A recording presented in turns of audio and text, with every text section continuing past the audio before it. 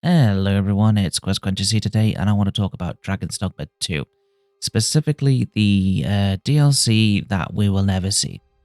I don't think Capcom is prioritizing DLC for Dragon's Dogma 2 at all, as I don't think it's one of their core, even though they've said it's one of our core, franchises. I don't believe them. I think what they're going to be sticking with is sort of like their Monster Hunter Wilds and the other stuff Capcom does. So yeah, I really don't think we're going to see any DLC for Dragon's Dogma. I think we're more likely to see a Dragon's Dogma 3 in a similar world that we left in the second one. So yeah, I honestly don't believe it. Even though there's been videos around being like, look, in the Dragon's Dogma playlist, there's 5 hidden videos and stuff like that. But for some reason, I just don't think it's going to happen. I think it's been too long. I think the memory of people playing it is sort of gone now with Dragon's Dogma. I don't think people want to play Dragon's Dogma, to be honest, because of the hefty microtransactions that have been sort of left in the game, as well as the poor performance that everyone talked about. People did enjoy the combat and the big monsters taking, just being such. It was really fun taking down those big monsters.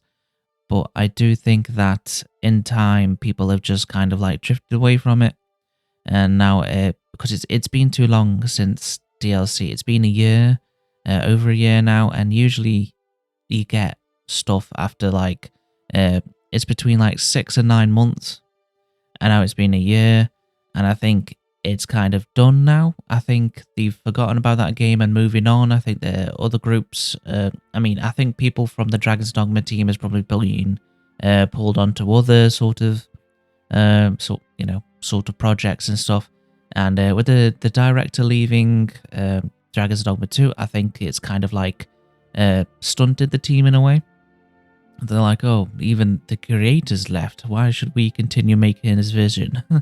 Kind of thing. And I know that the Dragon's Dogma 2, Dragon's Dogma Bitter Black Isle director is still there making that. But I do think it's, I do think it's kind of been stopped by that, by the director leaving. And I think I really don't see anything happening with the game. I think there's been so minimal updates to the game, and even though like the fans are pushing to be like, hey, listen to us and stuff, I don't think Capcom is a company that really listens to its audience. It just makes what it wants to make, and there you go, and that's kind of it. Unfortunately, I haven't seen any evidence to the contrary. Maybe I haven't been in the Capcom scene for a while, but it seems to be a theme of game creators not giving a crap. And only the smaller studios do tend to give a crap, rather than the conglomerates of the industry kind of thing. So yeah, unfortunately, there wasn't any DLC or notion of DLC at the Summer Game Fest at the State of Play. And there certainly won't be at Xbox Showcase, because I think Capcom is more of a PlayStation-orientated company. So yeah, I do think all hope is lost for DLC for the Dragon's Dogma 2, which is unfortunate because it's a game full of potential. I think there's places it could, make the story better. There's expansions they could slot in, and it would make the game way better in certain parts, like maybe actually becoming the sovereign of Vermund before actually slaying the dragon. So you get a little time as a ruler and doing interesting things, like maybe introducing like the sovereign's hunt or something, where you take down big creatures and stuff with a party of NPCs and stuff like they did in the original one. There's so much inspiration they can take from the first one and add it in in a unique way, but they won't ever do that. And unfortunately, they won't even probably produce a creation kit kind of thing for modders to make their own story expansions. I don't think it's possible. I do see that Dragon's Dogma, the original one, has like people making like dungeons and stuff for it now.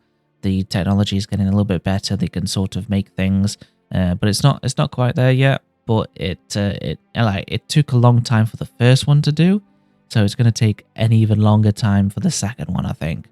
So yeah, I don't think it's the only way we get more content is from modders for the game, which is good because there are some very creative modders out there that produce some great content and stuff that's elevated my playthroughs, like just giving extra, enemies extra health and stuff like that. Because I want a hard mode, to be honest, because my Arisen is now more powerful than anything.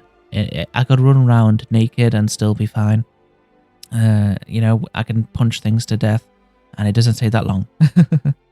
But still, it's a great shame for Dragon's Dogma fans that it's not being worked on. I don't think it's been worked on. I don't think there's anything coming. I think it's had its time in the sun, and it was very brief and very quick, and not what we really wanted, because it was a very shallow experience, and I think people wanted more, and that's why there's the Arisen wants more hashtags and all that stuff. I do hope, of course, I do hope that I'm wrong. I hope I'm severely wrong, and a Capcom's being like, we're going to prove Quest Quencher's wrong, and we're going to release the best DLC ever, and all that stuff. New armors, new clothing, and all that stuff. And some, the houses in the game are utterly useless. You just sleep there.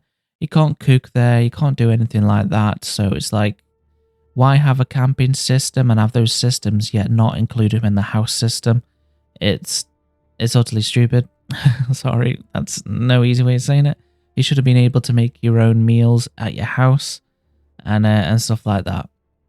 There could have been more things and stuff, or having, certain NPCs stay at your home and stuff like that. And, and stuff like that. Because they introduced like a romance system and stuff like that, but it was very subtle and not very in depth. And it was a very shallow game experience. Yeah, there was a sense of adventure, but there weren't any. There were just caves, no really deep delving dungeons that were like, wow, this is really cool. It just keeps going on and stuff like that. And there's, stuff like that. There wasn't. Unfortunately, it was a very shallow experience. Everything looked copied and pasted and a bit the same. And when you're just like, oh, this is pretty cool, it just stopped. And you're just like, oh, so it's not that great, actually. The unworld world and stuff at the game was okay. It opened up little bit of areas. There was some more unique equipment and stuff you can get in the unworld world. But, yeah, because it's timed. You don't get full time to explore and stuff, or you fail the game or something like that. It's just like, it just didn't achieve its full potential, unfortunately. And that seems to be a trend in gaming, to be honest, where games are just cut short before they actually are really good, unfortunately. And Dragon's Dogma needed more enemies, needed more dungeons and stuff like that, and needed more story pieces, and just not suddenly stop a plot and not see it through. You're forced to go to Bak Patel and to continue the story, instead of seeing the queen get the justice and all that stuff and things to change. No, you don't get to see any of that. So it's just like, yeah, you've done all this work and you don't get the payoff. So it just seems it's strange for people that have made decent games in the past to not realize that. So to me, it did seem like a rush job, Dragon's Dogma 2 was, or it didn't have enough funding for it, as well as I think it sort of got stuck in we can't give you this amount because we're prioritizing Monster Hunter Wilds over you. You're more of a tech demo for that kind of tech for Monster Hunter Wilds. So yeah, that's where I'm kind of with Dragon's Dogma 2. I've uninstalled it now because it's just taking up space, and when I used to keep it in, and when I play it for a few minutes, I'm like, no, because of the potential of it, it annoys me. So I can't play it.